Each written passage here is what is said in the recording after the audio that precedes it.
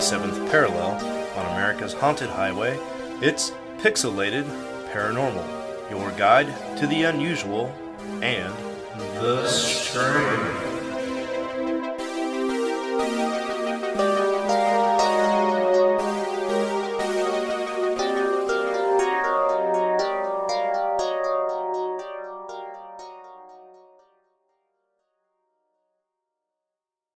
Cool. What's up, everybody? Welcome back to Pixelated Paranormal. I, of course, am Sean, and I just found out they've got a fourth season of Unsolved Mysteries on Netflix. Presto, did you know that? Yeah, I started watching it the other day. I didn't get to the Mothman one yet, but We didn't either. yeah. We haven't yet. We watched the one about the guy whose wife was found dead in the basement, which was really sad. And then the one about the decapitated head found in the field. Did you watch that one? I watched that one with the red boy. with the red eyeballs, like fake eyeball things Yeah. that they put in. And they're That's fucking weird. Yeah, if you guys haven't watched the new Unsolved Mysteries yet, give that a shot. Yeah, what's weird about that one is like that whole area, they're just like, all right, we went to a cemetery and we had another decapitated head, but it doesn't match. And I'm just like, how many decapitated heads from dead corpses do you guys have in Pennsylvania, for fuck's sake? Oy. Yeah, it was pretty wild, man, for sure. Does the audio I need to go back good? and probably pick up a couple. That's what I'm double checking. It sounds good to me. I think we're good to go. We're being a little trigger shy, folks, because we had a real big hiccup 2 episodes ago, and Presto got some new technology. Speaking of Preston, how are you, buddy boy? I'm just I'm worn out. Daddy's drank all day, and I've been mowing, so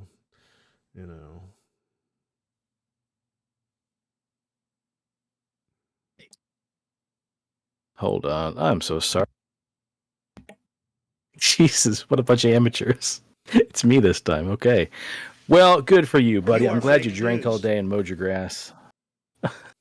I should have mowed mine too, and haven't, man. My whole mowing system's just jacked up. My rider's got flat tires, the battery's dead. Anyway, this is not mower talk. This is Pixelated Paranormal. And on this episode, it might be a little shorter because I've fallen down a really cool rabbit hole on our what's probably going to be our final conspiracy theory file. It's just gone down a lot farther than I anticipated it to go down, which is really cool. That's good news for everybody.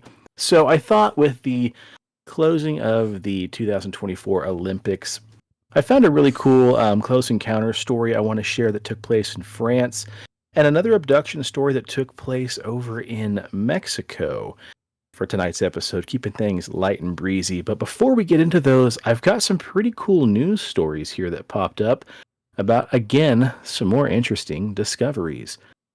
So the first one, we're going to go up to Copenhagen, Denmark. Nobody will be allowed to fish out any of the nearly 100 bottles of 19th century champagne and mineral water nestled in a shipwreck off southern Sweden without proper authorization. Though the wreck's location has been known since back in 2016 and is registered in Sweden's National Antiquities Office of Cultural Environment Protection, it was on July 11th that Polish scuba divers were finally able to go down and start retrieving precious cargo. The wreck I'm talking about sits about 58 meters, that's 190 feet, deep off the coast of the southern Sweden county of Blekinge. And it was found by divers while they were checking spots of interest about 37 kilometers south of the Swedish Baltic Sea island of Åland. Anyway, wine and water experts have quickly contacted the divers and have been vying to carry out laboratory tests on the contents of the bottles, according to the divers' leader, Tomas Strachura. However, Swedish authorities have put their foot down and labeled the sunken ship as an ancient relic, which the county says requires a clear and strong protection. So all the bottles must be left intact. They say you can't damage the ancient remains, which also includes taking items from the wreck, i.e. champagne bottles, without the permission from the county. The champagne bottles are fantastically well preserved, and that gives us a snapshot of the shipping and life on the board at the end of the 19th century. Had the wreck been from before 1850, it would automatically have been listed as an ancient relic.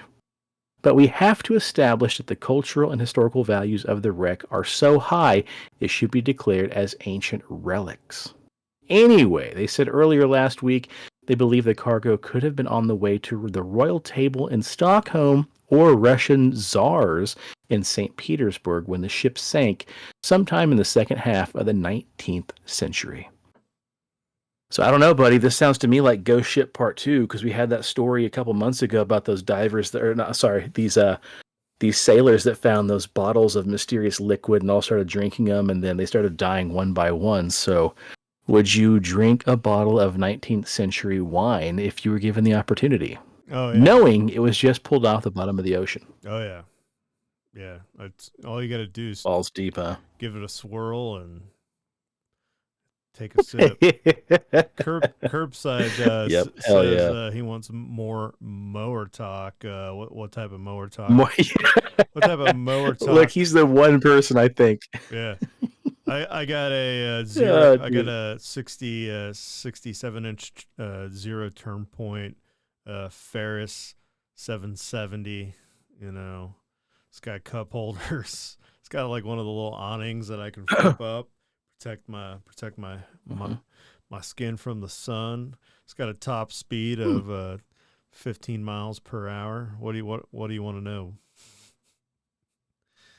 Well, I have been generally using a battery-powered electric setup. Shayla won like $1,000 giveaway from Lowe's not too long ago, and we got a free. Well, we won a battery-powered mower, weed eater, and leaf blower, and this thing fucking rips ass, man. It just chews up that grass and spits it back out. I don't know. I don't know. Anyway, speaking fucking battery-powered lawn equipment. Get the fuck out of here. Well, look, this is a perfect segue. Thank you, Scott. Speaking of horsepower, Tropical Storm Debbie, a Category 1 hurricane that made landfall with sustained winds at over at least 74 miles an hour, along with incredibly strong and heavy rain, has made headlines again after it wreaked havoc by downing trees, submerging streets, and drenching neighborhoods all across Florida. Apparently last week, Old Debbie hit headlines after the storm also tossed an unexpected type of debris onto one beach. That's right, folks, several blocks of cocaine worth about $1 million.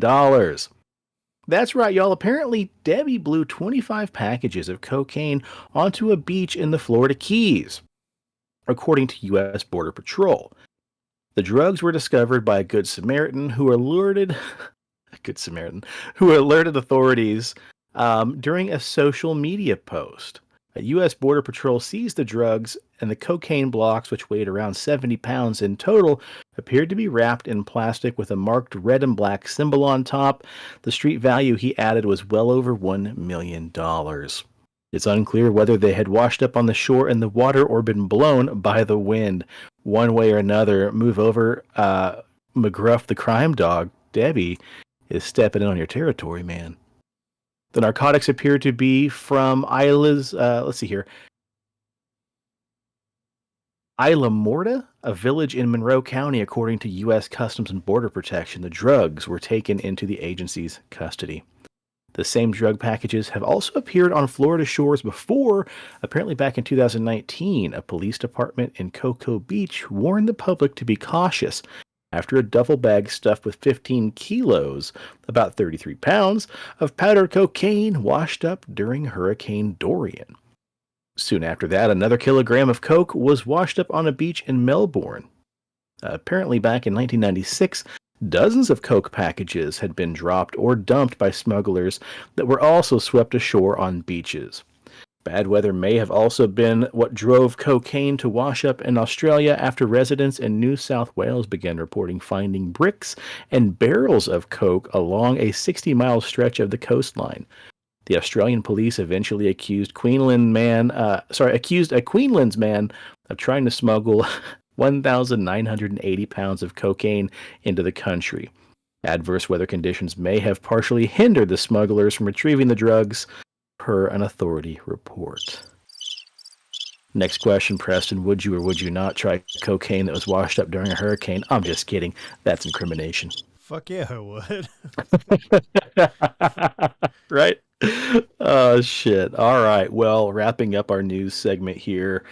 Up next, a semi-truck accident on I-25 near Casper released hundreds of king cobras along the highway.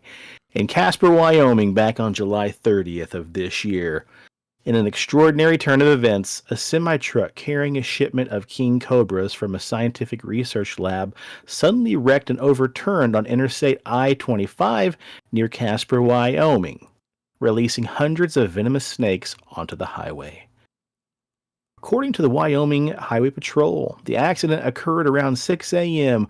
when the truck driver attempted to avoid a collision with a deer. He lost control of his semi and the truck veered off the road, flipped onto its side, and ruptured the containment unit holding the cobras. Emergency response teams, including wildlife experts and snake handlers, were dispatched to the scene immediately. Authorities quickly closed off one section of I-25 in both directions to ensure public safety and to facilitate the capture of the escaped snakes. They said, "We have a specialized team working to safely recapture the snakes and ensure they do not pose a threat to the public. Our primary concern is the safety of everybody in the vicinity." Now, the truck was transporting the cobras from a research facility in Colorado to another lab in Montana. The facility specializes in the studying of venom from king cobras for potential medical applications, including pain management and anti-venom development. Local authorities have set up a perimeter around the accident site and are using thermal imaging technology to locate and capture the cobras. Residents in nearby areas have been advised to stay indoors and report any sightings of snakes to authorities immediately. As of now, there has not been any report of injuries from the incident. However, the highway is expected to remain closed for several hours during the recovery. Again, that coming from back on July 30th, about a week and a half ago. Third question, Preston, would you or would you not try to catch a king cobra that had fallen out of a containment truck on I-25 to keep in a terrarium as your pet? Yes. Resounding yeses all around. Give this man cocaine. Give him give me 200-year-old wine and give him a king cobra. Have you seen that movie, like those Indian guys, like they have the monkey and it's like in this like village and they're releasing the cobra snakes and the because they're trying to teach the monkey to be like a snake handler. And so this like cobra is just sitting there biting the shit out of the monkey, and it looks down and it just smacks the crap out of it like twice, and then all of a sudden the cobra's like, you know what, I'm not gonna fuck with you. I feel like that's what you have to do. You just got to be like the monkey in this situation. You just got to slap the shit right out of that cobra. I watched a video of a guy give the from old Thailand. Ike Turner, if you know what I mean. Bam! Just like yikes. I watched a video on Reddit of a guy over in Thailand who was called to capture a gigantic cobra snake, and he caught it in a 1-gallon water bottle, like those big gallon jugs you get, and you can unscrew the cap, and it's, probably about 1.5 inches in diameter. And he just held the bottle in one hand, and he kind of just did one of these movements with his hand back and forth and kept antagonizing it. And finally he put the bottle down, and I think he just pissed off the snake. And once the snake got annoyed enough, it's just like, fuck this guy. And it crawled inside the bottle. And the dude screwed the lid on top of it, poked some holes in it, and then carried it out of the bathroom or whatever the hell it crawled into. Wow. Yeah, big balls on those guys, man. Hats off to them. Hey, Fire Pixie, sorry that we're on a little late on a Sunday night. Thanks for hopping in for 5 minutes, 10 minutes, whatever it was, and you go get yourself some sleep. Yeah, had to go a little late this time, but I mean, God willing, and the dam doesn't break, we should be back on Thursday nights this week. Fingers fucking crossed. And if we are on Thursday, I hopefully should be able to tell you guys the update on the really unique bookshelf that my buddy Isaac and I are working on. Well, Isaac, friend of the show. We're putting together a pretty unique bookshelf. So anyway, guys, way back before TikTok and YouTube and heck, even the internet, We had reports of UFOs and close encounters. But when did it all begin? Back in the 40s? Some say back in the late 30s. But anyway, before pop culture ran rampant with tales of flying saucers and little green men, what did we do and where did we report such sightings? Preston, how long ago do you think the first legitimate flying saucer reports took place? Probably as far back as I mean, you have that wood print that was from a newspaper article Oh shit, very true. in Germany in like the 1600s, right? So Hmm. there was all sorts of like early 20s and like airships, and like people in Houston woke up Saturday morning to the sight of balloons flying above the city with weird lights. So Yeah, duped by dirigibles. We did an episode yeah. about that. Well, back in the early to mid 40s is what's considered to be the golden age of flying saucers, where people supposedly started seeing strange crafts in the air and even, little green men running rampant through their front yards. And we didn't have the internet back then. We didn't have reliable ways to report these things. So it didn't fly rampant like things do now in pop culture. So it's hard to say, how did somebody see something in France and then somebody see something, in Texas, and it be the same phenomenon without a really reliable way to get that all the way across, the ocean, so to speak. I find it really, really interesting and possibly just a really neat coincidence, or maybe the entire world was being besieged by flying saucers. But on tonight's Yeah. episode, I have two such cases that I've been kind of sitting on because it didn't really fit anywhere that we've covered so far. The first being the close encounter of Madeleine Arnoux. And then he scrolls all the way back to the episode. So tonight's first episode takes place back in the summer of 1944. We have a 13-year-old girl by the name of Madeleine Arnoux. Madeleine was out on a hot afternoon on her way to pick up some food near her farm in rural France. Likely she was heading out to some kind of black market food stand since rations at the time were heavy and hard at it.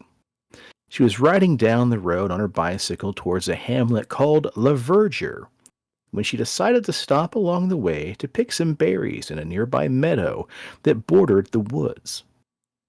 As she made her way along the tree line, searching for her coveted berries, she started making her way down the trail that led off deeper into the trees. And as she ventured farther and farther down, the trail began to veer off at a sharp curve, disappearing around a bend. It was as she reached the curve in the trail, she noticed something very peculiar. Just a little ways down farther, ahead of her on the path, much to her surprise, a few hundred meters away stood a gray metallic ship of some kind that she says was about the size of a standard car. The outer surface of the craft seemed to be perfectly smooth, oddly seamless, with no visible windows or doors.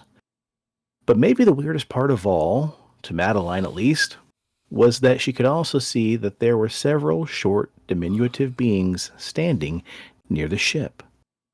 The tiny humanoid beings were about 1 meter tall. That's 3 feet for us, who don't use the metric system. Mm-hmm. And they were wearing strange brown one-piece suits.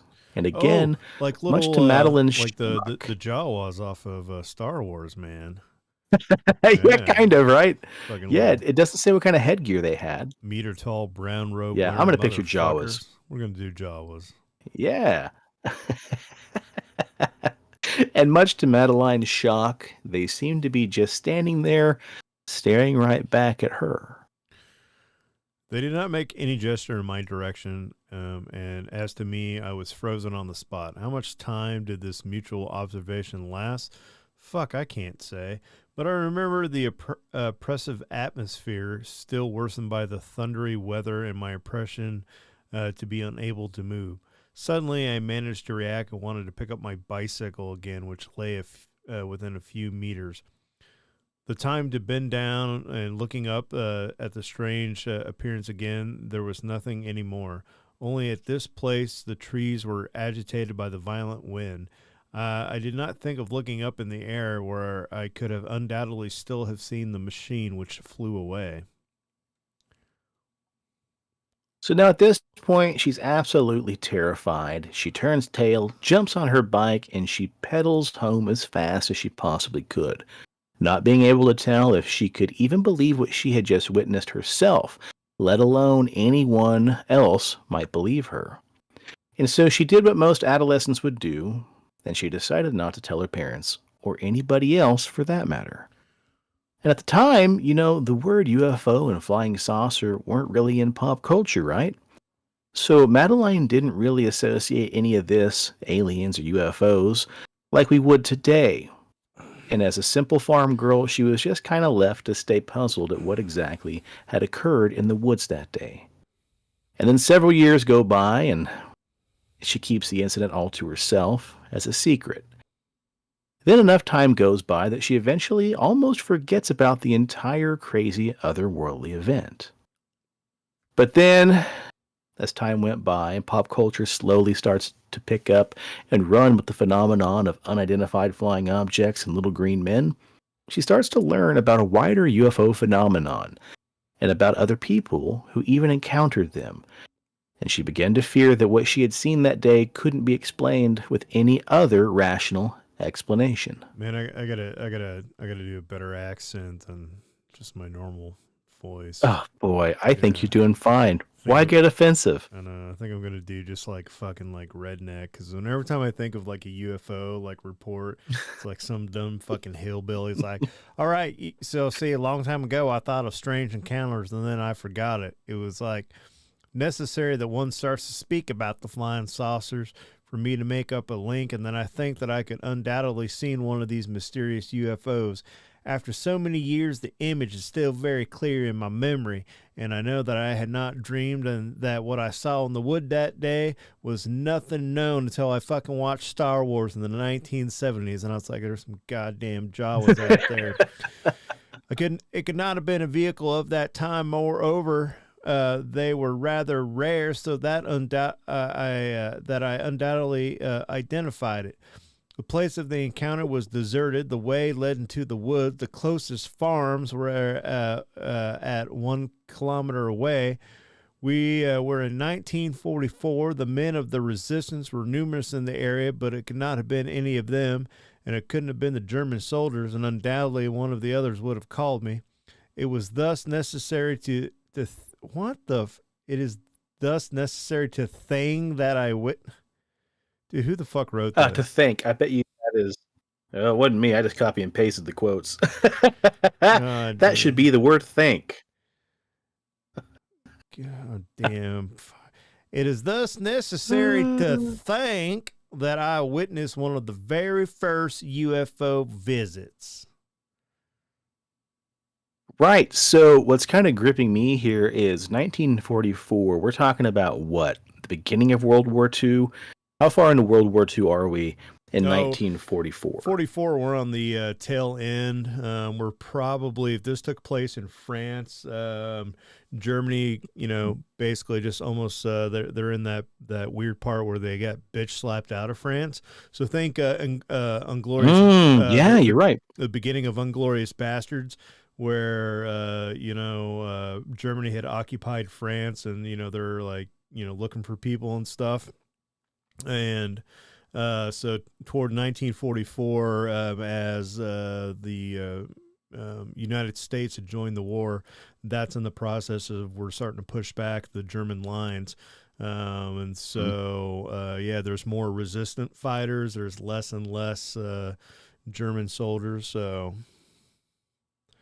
Yep. The Western Allies invade the German-occupied France. Soviet Union pushes back the German soldiers. Yeah, we got somebody from the audience, mass in a can. I don't believe a word of it. A 13-year-old would have told someone. I know. Kids fucking run their mouths all the time. Shit. I mean, it's possible, right? But also, I mean, that's a good argument, because if we're talking about, I don't know, somewhere in the middle of 1944, you've also got to almost shit your pants on your bicycle looking for berries when you're already being invaded by German soldiers, and you got Nazis running rampant, and all of a sudden you see like this flying disc sitting in front of you, and these 3 foot tall, Would you call them Jawas? Yeah, Jawas. Yeah, it's got to be fucking frightening. That gets called into question Burka-durka, here in a little bit burka-durka, burka-durka. because we flash forward to about 1972, nearly 30 years later, and Madeleine writes a letter to a ufologist named Fernand Lagarde. And in her letter, it ends up getting published to the French ufology magazine Luminaires dans la Nuit. And considering when the incident supposedly took place, her case ends up being one of the earlier UFO encounters to take place in France, let alone to get reported. And that's what's cool about this old UFO magazine and these stories is that they shared is you could write in a story, and if it got published, other people could write back and give you almost like fan mail responses to what happened, giving their 2 cents worth. But oddly, even though Madeleine receives a lot of fan mail or, mail-in responses, I should say, nobody official ever contacts her. Nobody official ever really gives a crap about what happened. Whereas I received quite a lot of mail after the publication of the article in question, all the magazines treating the matter at the time of 1972 wrote to me to interrogate me and ask me the report of the facts. I was even told that a young man of Toulon and Arnoux, fuck, I can't pronounce French things either. Like, this is instead of like an episode of me bitching about Japanese names, this is going to be an episode of me bitching about French towns. Anyways, some fucking shit town in France, studying with the UCLA. That's the University of Los Angeles, by the way. A few years later, had read my article in the American magazine in the very library of this prestigious. Well, I wouldn't go that far. It's not prestigious, all right. But it seems UCLA is fairly prestigious. Nah. It ain't fucking Harvard or Yale. Get the fuck out of here. But it seems that my modest person did not just interest the investigators, for nobody ever came to my home. Whether some journalist came on the spot, that's quite possible, but they never met me. I went back to the place myself 10 years ago. Everything was changed, and if I did not have in memory this is true photographic impression of the scene of June 1944, I could not have recognized a damn thing. I love how she went from like a redneck to like this sassy woman. I appreciate what you're going for here. Yeah. Again, let's flash forward now to 1996. Now we're like 50 years from the original experience, right? 30 years had gone by before she wrote into the magazine. Now we're 50 years from the original experience. Madeleine comes forward with some more curious new information to tell ufologist Michael Figuet regarding another possible UFO that the witness saw back in 1942 back in her village of Toulon on Arnoux. She would say of this in a letter to Figuet. I might add something all the same to bring back facts that came back to my memory after the publication of the article, which perhaps does not have any relationship with the occurrence, but which are rather odd. A few years before, i.e. the first year of the war, perhaps in 1942, that's the time them fucking Germans occupied Toulon rather peacefully, it should be acknowledged. No, it probably wasn't, but that's fine. Almost each evening during the summer, I think, for the evenings were beautiful and tepid, and during several days in a row, the district when I lived with my parents in the suburbs was in agitation. Indeed, we managed to observe a whitish gleam slightly shining like a dull moon in the sky, roughly at the point located in the northwest. This gleam was motionless, sometimes seemed to die out a little bit, and then it was revived. Needless to say that each evening there was a gathering of all the district, and everyone went on with their comments and guesses, admittedly comprising only tethered balloons, a zeppelin, allied or enemy observations, sausages, blimps.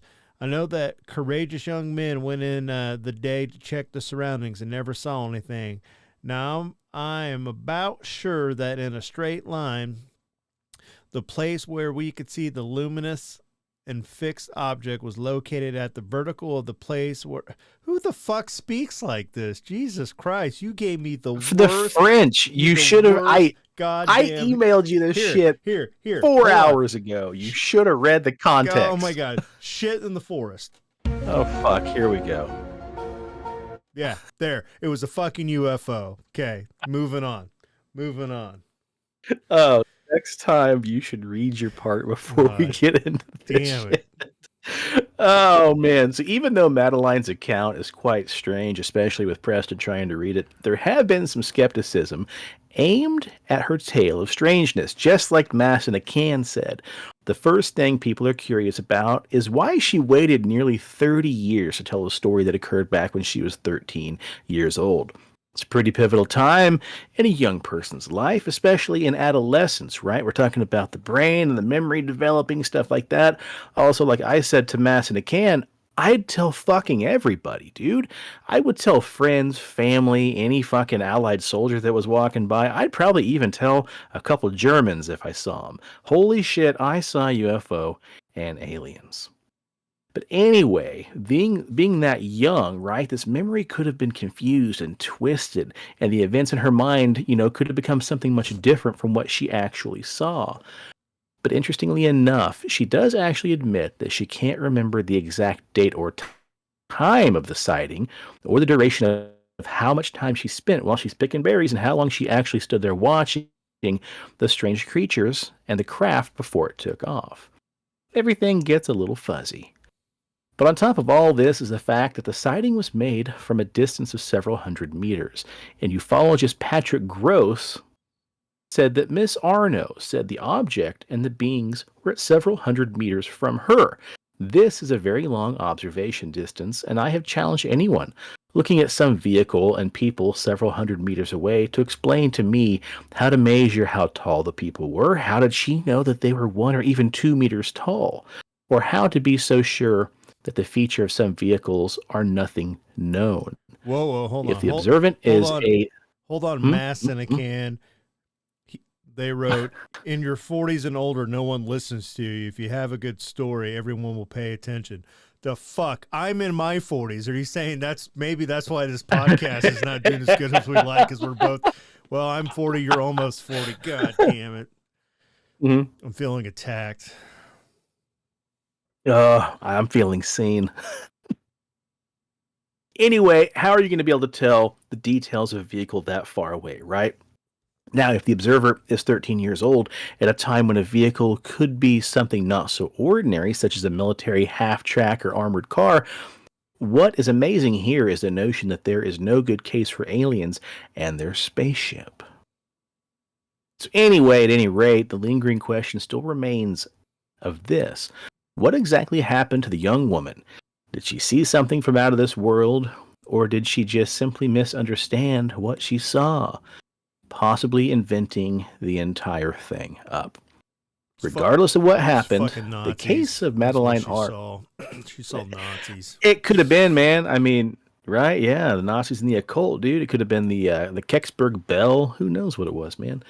Regardless of what happened, though, the case of Madeleine Arnoux is significant, and the fact that it happened before UFO phenomenon had been all the talk, especially including alien encounters, and alien abductions really took off later on. We're talking about the late 50s, the late 60s, so this wasn't part of the zeitgeist, it wasn't part of pop culture, so it's interesting here. This being one of the earliest modern examples of a close encounter with UFOs, and it serves to stir the imagination at the very least. Now, my critique of the whole thing is this. Whatever happened to you at 15? I mean, we didn't report this until also pop culture kind of took hold and we had these magazines, So at that time, no one's listening to you. It's still the 1960s. We're talking about, I think we're just a little ways out of party chat lines on phones, but that's a good way for, someone who's bored to get a little attention. Just write into one of these UFO magazines, see if you can get a couple hits, right? Yeah. I mean, Whitley Strieber, when he wrote Communion, they had a whole fucking pile of letters that came in to the degree they had to publish a book, or they chose to for some cash, called the Communion Letters. So, I mean, that was pretty fucking popular during that time. But anyway, I digress. Our second story for the evening comes from Mexico. A very strange series of events that began to unfold on one January morning back in 1954, 10 years after Madeleine Arnoux clear across the globe. Now, on this dark morning around 2 a.m., the man named Armando Zurbaran was in his car driving along a dim, winding road not too well lit, coming from Mexico City all the way to Acapulco, down in Mexico. He was on his way to meet up with a business partner the following morning, so he's trying to get ahead of the game, get there early, get some rest before a much important meeting. But the problem is, the road he was on was rugged, twisting, meandering through various switchbacks and mountain passes. Like I said earlier, not too much light, and it was necessary for Armando to give his full attention in such a treacherous travel. Now, he's on complete alert, making sure that he's not going to see any kind of animals run across, he's not going to fall off the road, so on and so forth.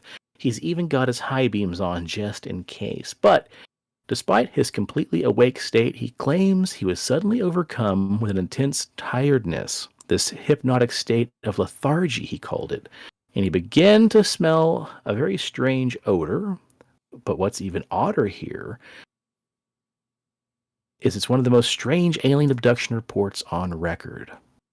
So realizing that he was in a dangerous state while driving, while trying to navigate such harrowing terrain, Armando pulled the vehicle over to the side of the road in order to relax for just a minute, right? Just rest his eyes for a second. But then he notices something bizarre in front of him. Farther down the road, hovering right in the middle of the highway on this remote mountainside, was what looked to be a luminous, brightly lit metallic disc of some sort. And he tried to peer deep into the night at this bright light, but it was so bright it blinded him. But he could now notice he was no longer alone on the road, because standing there next to him suddenly were two very tall figures who seemed to be dressed in some sort of one-piece suit, cinched with a very wide belt in the middle at the beings' waists. They appeared to have long, flowing blonde hair, and for a moment they just lurked. The fucking Nordics. Mostly obscured. Yeah, buddy. Fabio. For a moment they stood there lurking, almost obscured by the glare from this craft. He could only see the silhouette. But slowly he sat there trying to figure out what to do, when he claimed suddenly he felt himself compelled to just get out of the car and start walking toward the strange craft and the strangers who were hiding in the bright light. Suddenly, he says, he could no longer control his limbs, and things got stranger from there. He could see as he drew closer the figures appeared to be male, although they were rather androgynous in appearance. And they were very human, almost, what, Preston? Nordic looking, with long blonde hair and beautiful blue eyes. The two strange beings were quick to approach Armando to help steady himself because, yeah, just like Armando, I probably would have been fucking weak in my knees as well, right? Jesus. Anyway, they escort him onto what is clearly some kind of craft, and all he could hear was buzzing. In fact, his whole body began to buzz. His head was ringing as he entered the craft. Armando was finally aboard the glowing ship, and he started looking around, asking what he had been brought into and where he was. To which one of the strange blonde entities replied in fluent Spanish, Preston, don't be offensive. You are neither the first nor the last Earthman to be chosen for testing. Our task, slow though it may seem, is designed to persuade. We choose the likeliest, most malleable person for contact, so they might be better to transmit our message. That's their way of saying, we're going to butt rape you. Yeah, malleable. I thought you were going to say. Going right in. Yeah. They're like, look at those I thought cheeks. You were going to say. Look at the way the hips look. Get that puppy on the table. Come on, Jerry, probe it. I was thinking malleable in the sense of like, this guy's a dummy. Like, oh yeah, you're pretty malleable, dum-dum.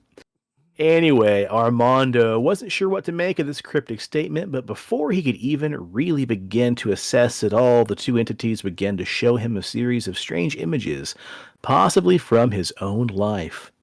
It was like a dream being played out over a wall on the ship. And then his Some of the asshole scenes he began to said tingle. played out.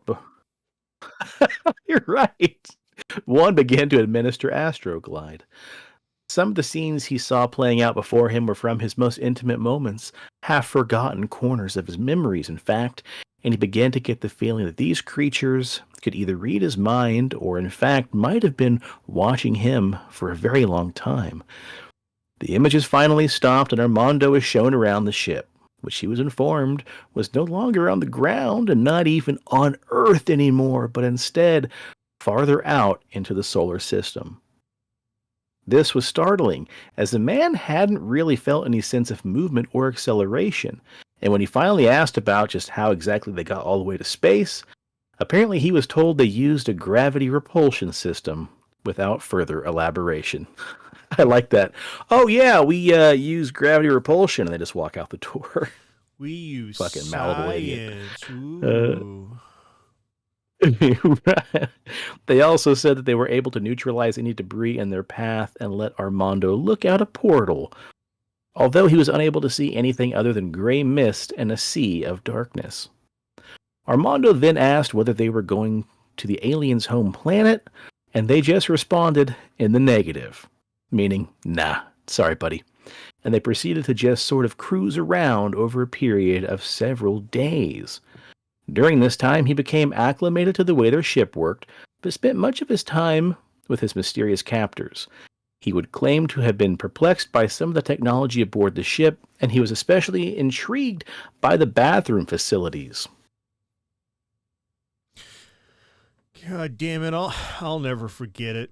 That bathroom was a new and unimaginable experience for me. Standing upright, facing an angle of the wall filled with tiny holes, I was covered in warm air, and as it grew stronger, it became transformed into damp air, basically just impregnating my skin like a warm, wet breeze. It's like a giant wet wipe, baby.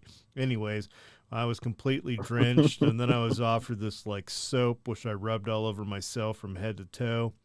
Standing once more, the warm air sprinklers, I felt the soap begin to evaporate, and my skin became completely clean. The air ceased to be damp, turning dry and warm instead, and becoming colder until agreeably cool. Yeah, sounds like a shower I can get behind, but I was really hoping he'd talk about how they pooped, but to no avail. Armando also claimed that he ate with the beings, describing their food as being very much like that of what we had on Earth, including various meats, vegetables, cheese, hell, even butter. Although none of it was like anything he'd seen. Space butter. Although nothing was quite like what he knew on his home planet. And whatever they ate normally was accompanied by a milky liquid that he was told was made from materials from the being's own planet, and was a chief form of sustenance. That's right, folks, Soylent Green is people. Mm-hmm. They claimed that they also utilized some vegetables and fruits grown on Earth, such as mangoes, which featured heavily in their diet and which they couldn't seem to get enough of. Dude, me too. Do you know the mango is supposed to be the fruit that contains the most sugar? Mm. Anyway, the food, they claimed, was sort of beamed aboard the ship from an outside source via telepathy whenever they needed it. During his discussion with the entities, he would also learn that their average lifespan was 250 years, and they had a society in which everybody was treated completely equally, and their whole way of life was heavily based on some kind of religion. They believed that the being known as the Master, or the Beloved Number 9, had governed them for thousands of years and kept harmony in their society. Holy shit, can you imagine? Mm. After their time together was over, the aliens then whisked the man back to Earth, where he was dropped off right at his car where he had left, which was still sitting there right where he left it. Armando bid them adieu and continued his journey towards Acapulco, and he soon realized that only 90 minutes had passed since he left the vehicle, despite his assertion that he had been on the ship for several days at least, traveling God knows where. Indeed, he wouldn't miss his meeting with his business associate, making it all even odder still was 15 years later. In 1969, Armando would be driving outside Mexico City, and he'd stop to pick up he'd stop and pick up a hitchhiker who was tall, thin, with blonde hair and blue eyes. This hitchhiker would then admit that he was one of the crew members of the spacecraft all those years before, and his purpose, or what they talked about after this, Armando would never say. Throughout the 1950s, there'd be numerous other reports of what would come to be known as the Nordic aliens, which, like Armando would report, appear as tall, blonde, angelic-looking beings, so it's hard not to wonder whether they were all somehow connected. The report would be written of such esteemed UFO researchers as Albert Rosales, Scott Corrales, Ed Komarek, and Marcus Loth, and it has remained an obscure topic, yet intriguing reports continue ever since. What were these entities that he encountered on that long, winding, lonely road? Where'd they come from? And were they human in appearance? Why? Well, nobody really knows. Could this be some tall tale, the ramblings of some road-torn wanderer?